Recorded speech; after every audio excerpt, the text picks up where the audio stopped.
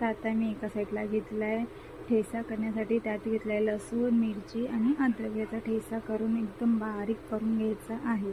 बघू शकता मी कसं केलं आहे ते. तर मी घेतला आहे पत्ताकोबी चटणीसाठी बारीक चिरून. एकदा एका साईडला घेतलेला आहे अरारोट. त्याच्यामध्ये पाणी टाकायचं आहे, ते चटणीसाठी कामी येणार आहे.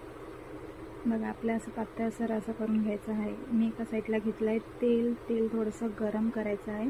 जास्त तेल घ्यायचं नाही आहे, 1 चम्मच जास्त झाला असं समजायचं. तर आता आपण टाकणार आहोत पत्ताकोबी त्याच्यामध्ये.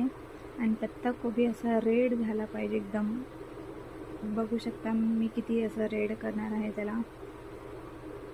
त्याला परतवत राहायचं आहे, कुठेही थांबायचं नाही आहे. बघा आपला परतवून झालेला आहे, रेड दिसतोय, रेड गोल्डन.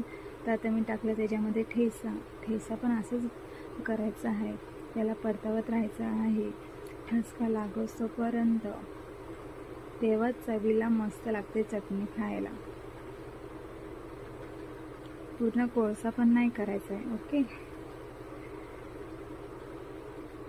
बघा आपला ठेचा पण मस्त असं गोल्ड झालेला आहे. आता तुम्हाला जेवढं पाणी टाकायचं असेल तेवढं पाणी टाका. बघा मी आता पाणी टाकणार आहे त्याच्यामध्ये. बघा रेड झालं आहे की नाही आपलं. चला आपण पाणी टाकूया. बघा असा ठसका उडला पाहिजे. उडला की नाही ठसका. आता मी त्यात टाकणार आहे कलर, टाकणार आहे खायचा रेड कलर. आणि त्याच्यामध्ये मी सॉस टाकणार आहे. आणि मी थोडंसं मसाला पण टाकलेला आहे. आता आपण टाकणार आहे त्याच्यामध्ये सॉस. सगळे सॉस टाकायचे आहेत. आणि जी आपण केली होती ना अरारोटचं पाणी, ते टाकायचं आहे त्याच्यामध्ये. त्याने चटणी घट्ट अशी होते. बघा आपला अरारोट पण टाकून झालेला आहे, सॉस पण आपण टाकलेले आहेत. चवीला पण खायला एकदम मस्त लागते. आणि त्याच्यामध्ये मेन टिप, शेजवान चटणी टाकायची आहे. बघा कसं समजायचं, आपला थोडं पण साईडला लागत नाही आहे. मग आपण समजून जायचं आपली चटणी झालेली आहे एकदम मस्त. लाईक करा, सबस्क्राईब करा. माझ्या चॅनलवरती आल्यावरती थँक्यू सगळ्यांना. तुम्ही शेअर करत राहा.